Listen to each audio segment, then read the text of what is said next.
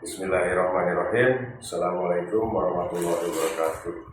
Wassalatu wassalamu ala asrofil anbiya'i wal mursalin wa ala alihi wa sahbihi ajma'in, amma ba'd.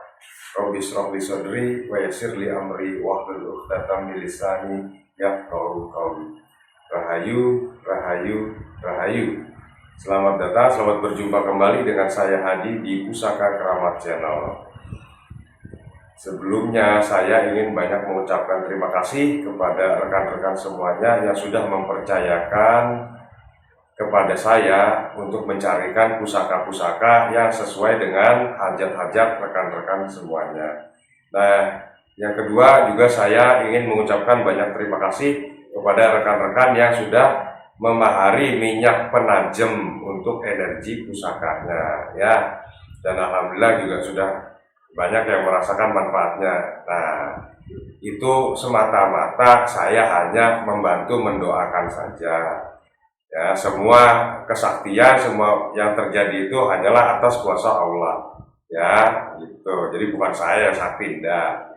Ya, itu. Selanjutnya adalah saya juga ingin mengucapkan banyak terima kasih buat rekan-rekan yang sudah mempercayakan kepada saya untuk melaksanakan ijab kabul atau untuk mengikat energi atau yoni pusakanya sehingga manfaat, ya, sehingga tuah dan angsarnya maslahat kepada pemiliknya. Oke, pada tema kali ini saya akan mengangkat seputaran bagaimana cara kita memperlakukan pusaka yang baru kita dapatkan atau yang baru kita pahari. Nah, seperti apa langkah-langkahnya? Kita ikuti terus video ini sampai habis. Go!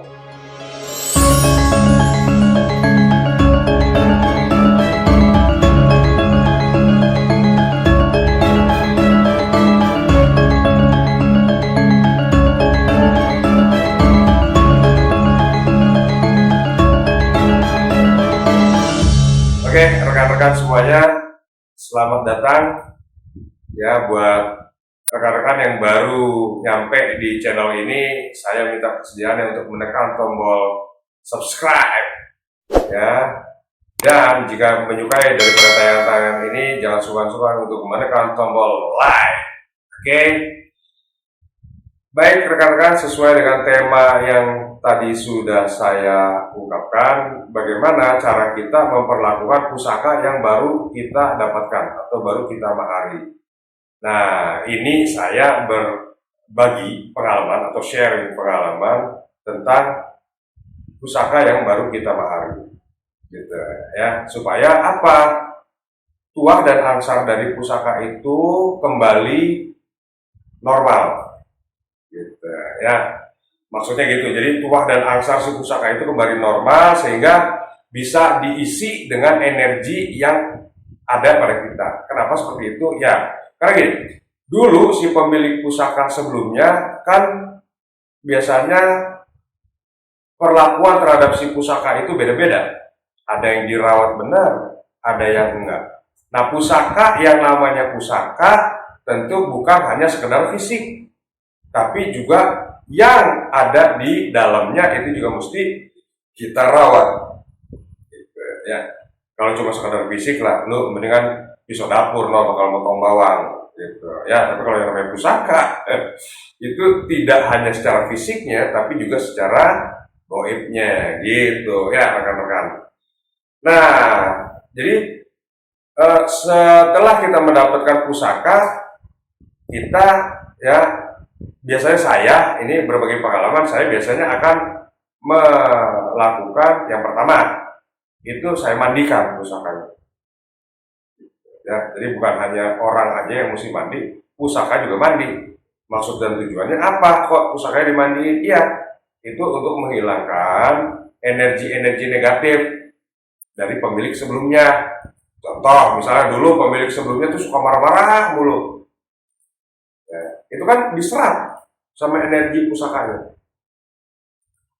Terus pemilik sebelumnya katakanlah suka ngibulin orang mulu, nah Ya, sampean boleh percaya, boleh enggak gitu. Tapi ini pengalaman yang saya dapetin kayak gitu. Nah, itu saya mandiin pusakanya. Jadi kita lepas semua, tinggal bilahnya aja gitu ya. Nah, itu saya belikan kembang. Saya belikan kembang. Nah, kembang itu adalah untuk air bilasannya. Saya belikan kembang, biasanya saya belikan kalau nggak kembang setaman, ya kembang telon. Kalau di tempat saudara-saudara semua atau rekan-rekan semua tidak ada, rekan-rekan bisa metik lah, ambil aja melati, ambil aja bunga apa namanya itu, kenanga, ya. Kalau ada mawar di kebun orang, lu ambil aja, ya, gitu.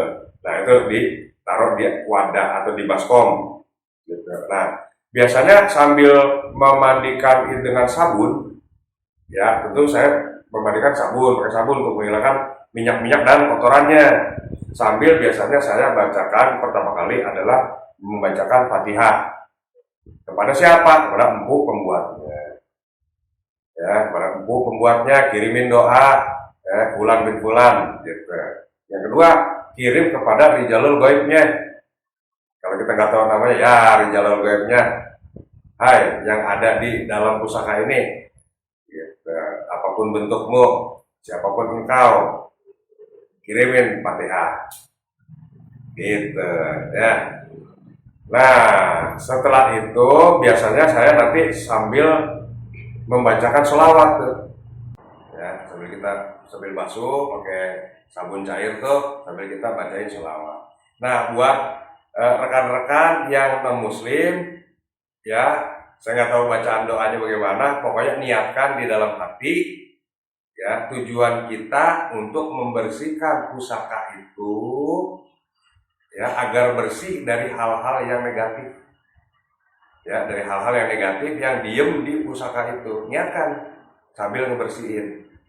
Nah, gitu. Diniatkan sambil ngebersihin. Mohon minta sama Yang Maha Kuasa supaya energi-energi negatif itu hilang. Ya, gitu. Didoain, pokoknya doain itu ya sampai biar energi yang dulu tetap yang negatif di pusaka itu hilang sehingga dia nol kembali, nol. Jadi kalau istilahnya kalau di komputer atau di laptop apa di HP lah itu namanya kita men-restart gitu ya. Nah setelah bersih baru deh ya kita lakukan langkah selanjutnya gitu. Nah, hal yang kedua, ya cara kita merawat pusaka yang baru kita dapatkan itu biasanya kalau saya pribadi, ya namanya pusaka boleh kita memahari katakanlah dari hunter atau dari bakulan, biasanya kondisinya suka kurang terawat.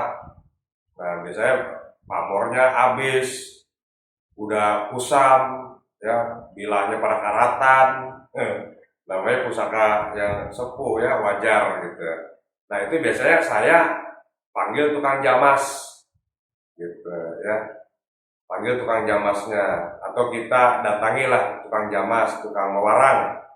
Nah biasanya tukang warangan yang pakem itu biasanya suka didoakan dulu pusakanya itu, jadi nggak sembarangan dia nggak main hantem jegar-jeger aja, didoain dulu karena ada beberapa kasus pusaka itu susah diwaranginnya, bukan perkara masalah besinya, bukan perkara masalah warangannya, bukan.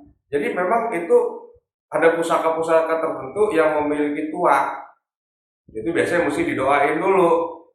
Kita istilahnya kulon nuwun lah ya, nuwun sewu gitu. Karena pernah ada kejadian sama saya gitu, dia makan darah lah ya gitu, karena ya itu nggak pakai kulon nuwun dulu.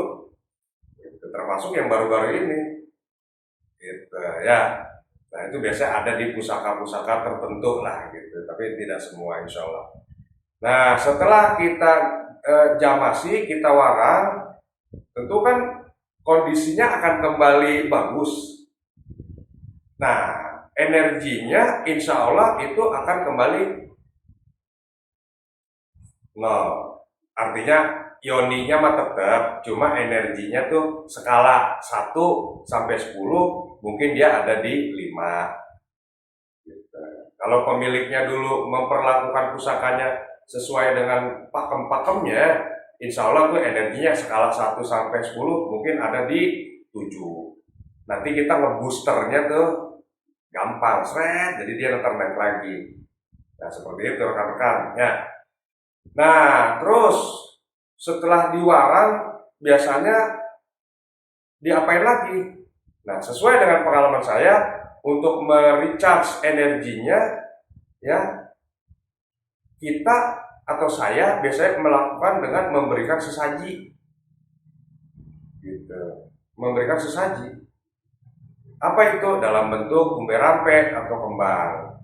Terus biasanya kalau yang bisa bakarin dupa, kasih minyak penajem tuh, seret, nah ya itu. Terus kalau saya biasanya lebih lagi, saya berikan menyan, saya bakarin menyan di pusakanya. Supaya apa? Ya itu salah satu cara untuk meningkatkan energinya. Gitu ya. Jadi kalau pusaka yang baru kita dapatkan, jangan selanjutnya kita geletakin aja. Ngerawat pusaka bukan cuma ngerawat bilah saja, bukan. Yang namanya pusaka tuh ada soulnya, ada rohnya. Nah sekarang logikanya, kok begitu Pak Haji? Iya. Nah sekarang empu itu kan dia bikin barcode di pusaka itu. Barcode, apa barcode-nya? Ya itu pamor. Emang apaan tuh? Ya, pamor itu barcode-nya.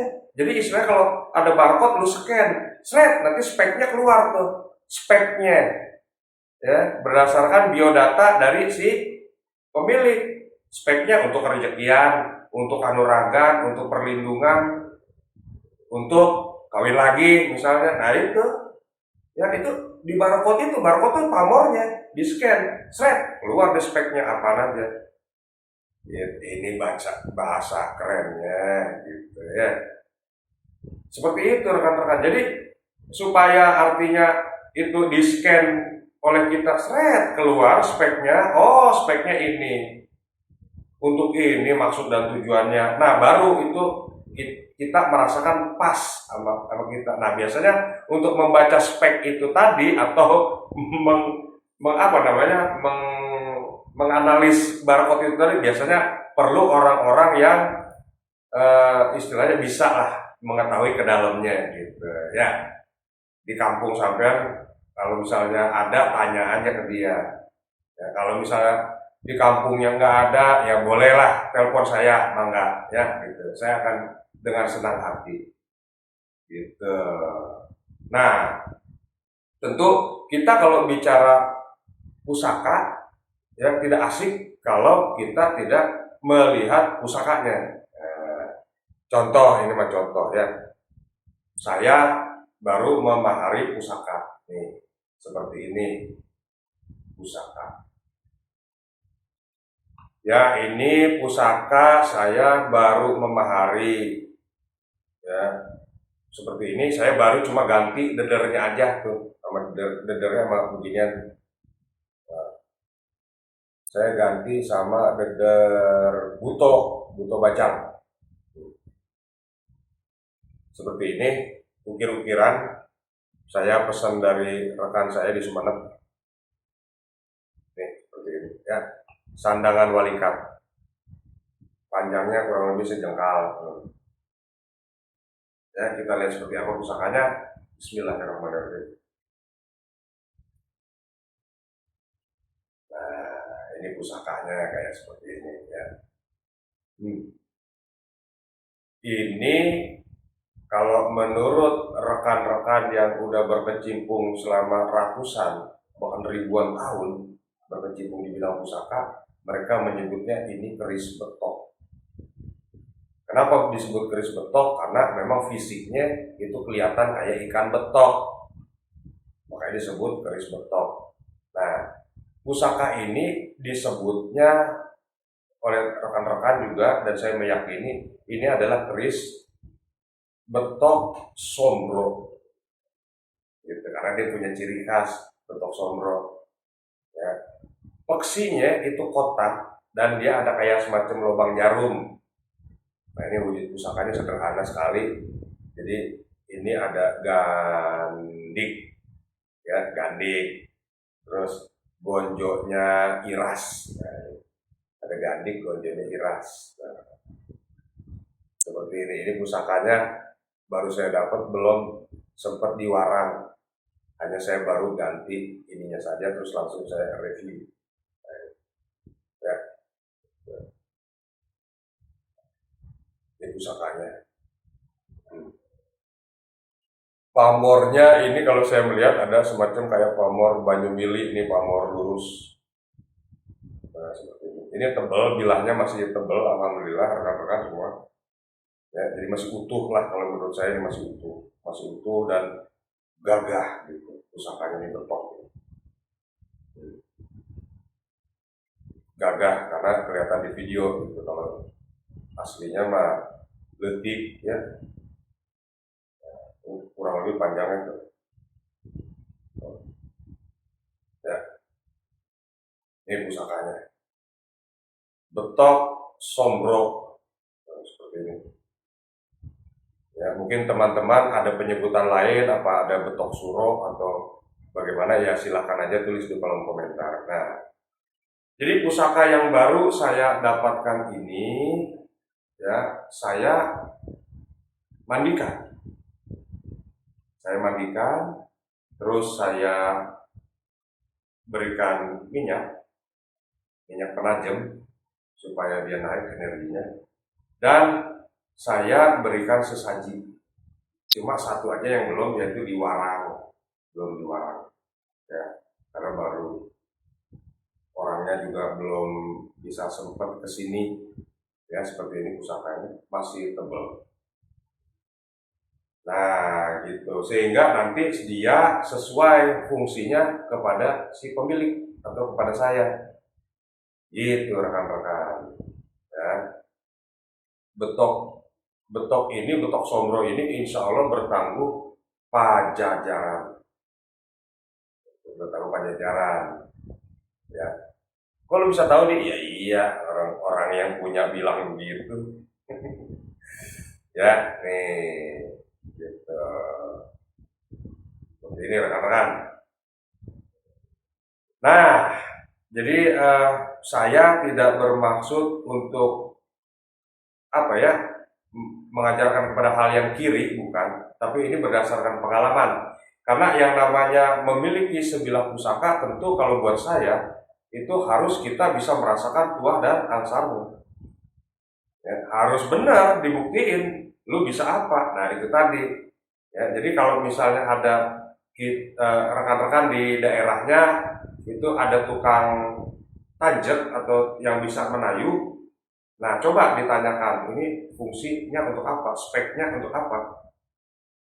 Spek ya, keluarnya apa dia, untuk kerejekian kah, untuk kanuragan kah, untuk menyelesaikan masalah dan lain-lain gitu. Nah, nanti kalau kita udah tahu speknya, itu kita tinggal selaraskan dengan diri kita.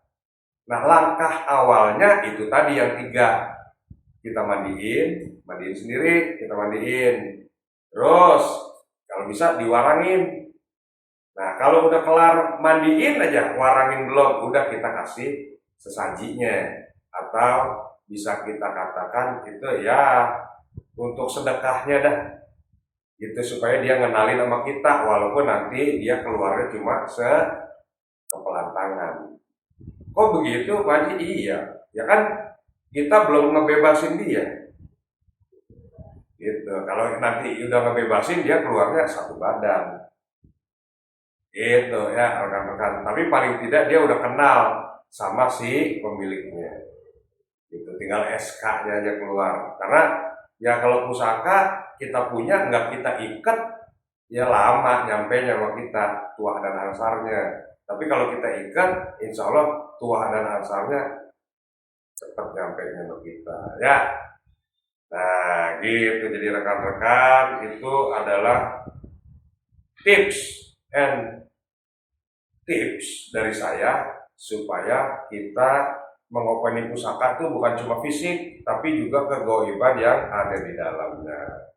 Baik rekan-rekan semuanya, tidak panjang lebar saya mengulas hal ini. Ya, terima kasih buat rekan-rekan yang sudah menyaksikan. Jangan lupa komentarnya. Ya, jika rekan-rekan menyukai video ini, jangan lupa untuk rekan tombol like, serta subscribe, serta share ke seluruh alam semesta. Ya, baik itu alam malakut, alam ajrak, alam barzah, ya, alam goib, alam kuntilanak, alam genderuwo, alam apa aja kek, pokoknya lu share semuanya ya, sama tukang bakso, sama tukang bubur, sama tukang somai, sama tukang batagor, ya, sama tukang ketoprak, lu share semua, baik di sawah, baik di kebun, baik di kali, lu share semuanya ya, biar rame, biar banyak yang tahu ya. Oke, terima kasih sudah menyaksikan. Sekian dari saya, wabillahi taufiq wal hidayah, wassalamualaikum warahmatullahi wabarakatuh.